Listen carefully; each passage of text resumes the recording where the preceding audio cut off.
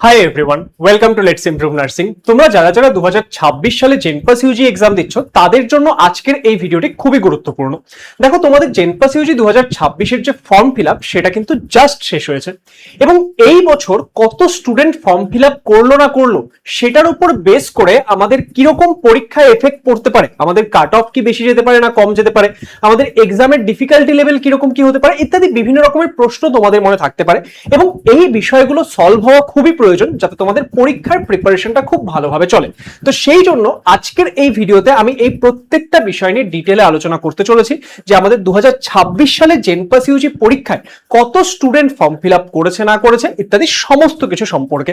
And তুমি যদি জেনপাস Yuji 2026 এর একটা সিরিয়াস এন্ড প্রপার গাইডেন্স চাও তাহলে কিন্তু লেটস ইমপ্রুভ নার্সিং চ্যানেলকে অবশ্যই সাবস্ক্রাইব করে নিও, কারণ লাস্ট এই কয়েকদিন রয়েছে এই সময়ে কিন্তু আমরা তোমাদেরকে প্রপারলি গাইড করতে চলেছি।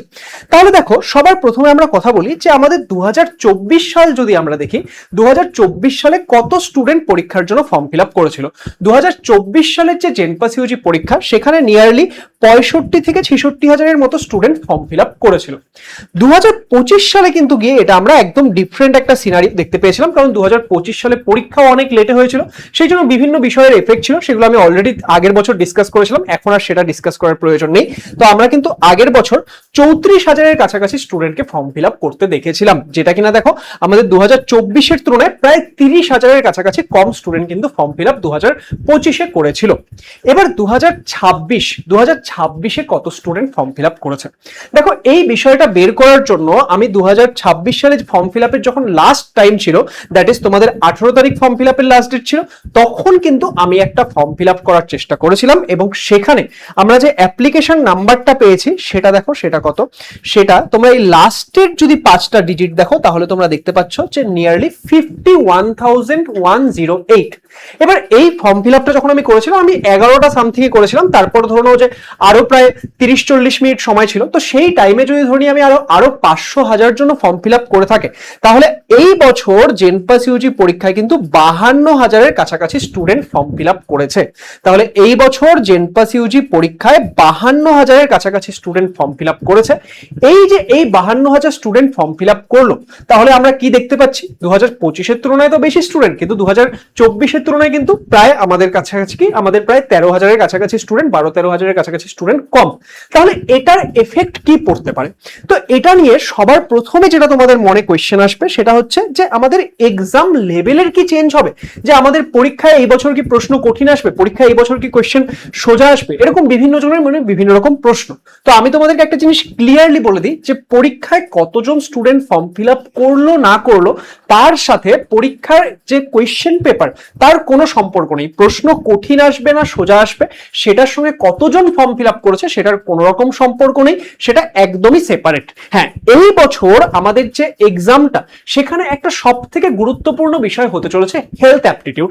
হেলথ অ্যাপটিটিউডের কিরকম কোয়েশ্চেন দিবে সেটা কিন্তু এই মুহূর্তে কারোরই জানা নেই। তো সেই জন্য তোমাকে কিন্তু এই সাবজেক্টটাকে খুব ভালো করে প্রিপেয়ার করতে হবে যাতে যেমনই কোয়েশ্চেন দেখ সেখানে তুমি সেটা করে আসতে পারো। কিন্তু হেলথ অ্যাপটিটিউড সাবজেক্টটা দেখো, এটা যদি প্রপার গাইডেন্স থাকে, তুমি যদি প্রপার গাইডেন্সের আন্ডারে পড়াশোনা করো, আমার যেটা মনে হয় এটা কিন্তু একটা স্কোরিং সাবজেক্ট হতে চলেছে।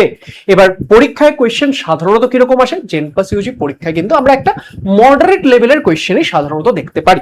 তাহলে এবার এই বিষয়টা যদি তুমি বুঝে যাও তাহলে কি বুঝতে পারছো, লাস্টের এই যে কয়েকদিন সময় বাকি, এখন তোমাদের হাতে মোটামুটি 40-45 দিনের কাছাকাছি সময় বাকি রয়েছে। এই টাইমে তোমাদের কিন্তু প্রিপারেশনটা একটা প্রপার ওয়েতে করতে হবে এবং এখানে এই হেলথ অ্যাপটিটিউডটাকেও খুব বেশি ইম্পর্টেন্স দিতে হবে। তো এই সমস্ত কিছু মাথায় রেখে লাস্টের এই কিছুদিন দেখো, তোমরা যত বেশি কোয়েশ্চেন প্র্যাকটিস করবে তত বেটার। এন্ড বায়োলজি, ইংলিশ এগুলোতেও প্রচুর কোয়েশ্চেন প্র্যাকটিস করতে হবে যাতে এই জায়গাগুলো থেকে তোমরা আরো বেশি মার্ক স্কোর করতে পারো। তো সেই জন্য আমাদের লেটস ইমপ্রুভ এর তরফ থেকে একদম flagship course rank improvement course, যেটার জন্য প্রত্যেক বছর স্টুডেন্টরা অপেক্ষা করে থাকে, তো 2026 সালে র্যাঙ্ক ইমপ্রুভমেন্ট কোর্স কিন্তু লঞ্চ হয়ে গেছে।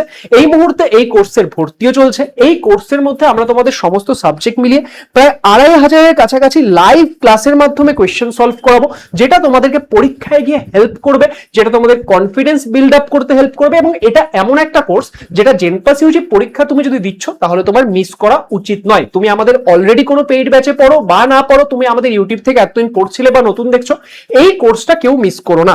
তো এই কোর্সের যে আমাদের ফিস সেটা 749 রুপিস, কিন্তু তুমি যদি 7th মে এর মধ্যে ব্যাচে জয়েন করছো, আমাদের ক্লাস 5th মে থেকে স্টার্ট হয়ে যাবে। তো এখানে যদি তুমি জয়েন করছো তাহলে RIC26 কুপন কোডটা ইউজ করলে তোমার ফিস লাগবে জাস্ট 499 রুপিস। তো এই ইনভেস্টমেন্টটা সবাই নিজের পরীক্ষার জন্য করে নিও এবং এখানে প্রিপারেশন স্টার্ট করো। কোনো রকম কোয়ারি থাকলে এই নম্বরগুলোতে তোমরা কন্ট্যাক্ট করতে পারো। লেটস ইমপ্রুভ অ্যাপে গিয়ে তোমরা এই ব্যাচে ভর্তি হতে পারবে। এবার কথা হচ্ছে গিয়ে যে আমাদের কাট অফ কিরকম কি যেতে পারে। দেখো, কাট অফের যে বিষয়টা সেটার উপর কি নাম্বার অফ স্টুডেন্টের এফেক্ট থাকে? ইয়েস, কাট অফের উপর নাম্বার অফ স্টুডেন্টের এফেক্ট থাকে।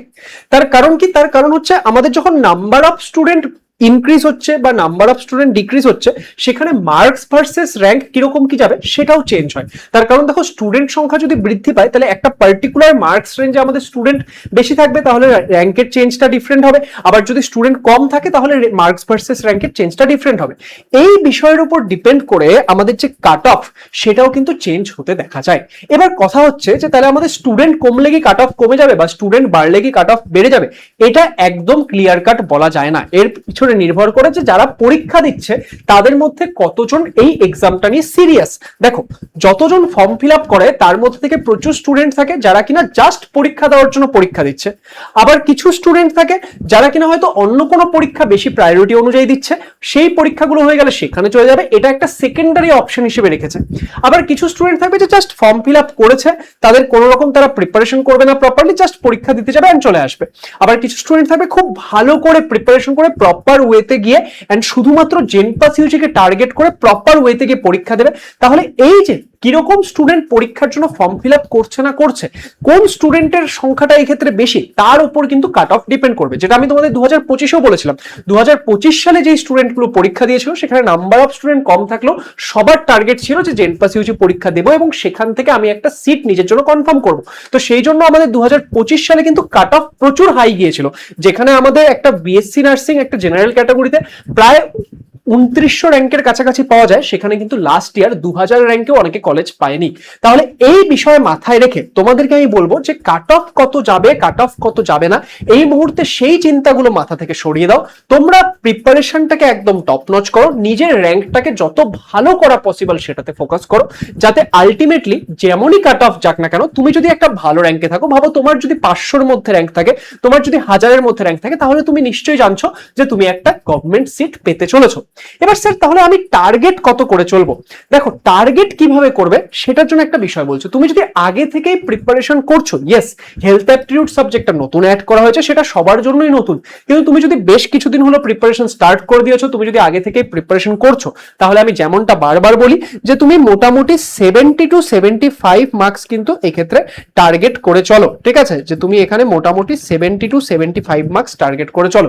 স্যার আমি জাস্ট স্টার্ট করেছি বা কিছুদিন আগে স্টার্ট করেছি, তাহলে আমি তোমাদেরকে বলবো যে মোটামুটি 60 to 65 মার্কস এক্ষেত্রে তোমরা টার্গেট করে চলো। এই মার্কস রেঞ্জগুলোতে যদি তুমি পৌঁছতে পারছো, দেখো 70-75 মার্কসে তুমি একদম টপ র্যাঙ্কারদের মধ্যে আসবে। আর আমাদের টার্গেট সেটাই থাকা উচিত। কোনো কারণে আমি যদি পৌঁছাতে না পারি পরে সেটা আলাদা ব্যাপার, কিন্তু শুরুতে আমার টার্গেটটা ছোট হওয়া উচিত নয়। আর তুমি যদি এখন স্টার্ট করছো, তো এখন থেকে স্টার্ট করো, কিন্তু 60-65 মার্কস, অনেকে হয়তো খুব বেশি এফর্ট দিলে এর থেকে বেশি মার্কসও পেতে পারো। তাই এই মার্কসটা টার্গেট করে চলো। যদি তুমি 65 মার্কসে নাও পৌঁছাতে পারলে অ্যাটলিস্ট 57-58 তো পৌঁছাবে, তাহলে তুমি অনেক বেটার জায়গায় থাকবে। তুমি 60 মার্কসে তো পৌঁছাবে, অনেক বেটার জায়গায় থাকবে। তাই ভালো করে পড়াশোনা করো, লাস্টের এই কয়েকদিন খুব ভালো করে কাজে লাগাও। এই মুহূর্তে তোমাদের সব থেকে বেশি ইম্পর্টেন্ট হবে রিভিশন, মক টেস্ট, প্র্যাকটিস। তো এই প্রত্যেকটার ব্যবস্থাই তোমরা আমাদের অ্যাপের মধ্যে পেয়ে যাবে। এন্ড প্র্যাকটিসের জন্য আমাদের RIC, that is rank improvement course তো চলেই এসছে, সেখানে তোমাদের 2500-এর কাছাকাছি কোয়েশ্চেন প্র্যাকটিস হচ্ছে। তাই যারা যারা এখনো এনরোল করনি, লেটস ইমপ্রুভ অ্যাপ ডাউনলোড করে এনরোল করে নাও। আই হোপ যে আজকের এই ভিডিওটা তোমাদেরকে একটা ক্ল্যারিটি দেবে, তোমরা বুঝতে পারবে যে এই মুহূর্তে তোমাদের কিভাবে প্রিপারেশন করা উচিত। তোমরা যদি চাও যে লাস্ট 45 ডেজের আমি একটা রোড ম্যাপ আপলোড করি, কমেন্ট করে জানিও এবং ভালো করে পড়াশোনা করো, লেটস ইমপ্রুভের সঙ্গে যুক্ত থাকো। অল দ্য বেস্ট সবাইকে, থ্যাংক ইউ সো মাচ।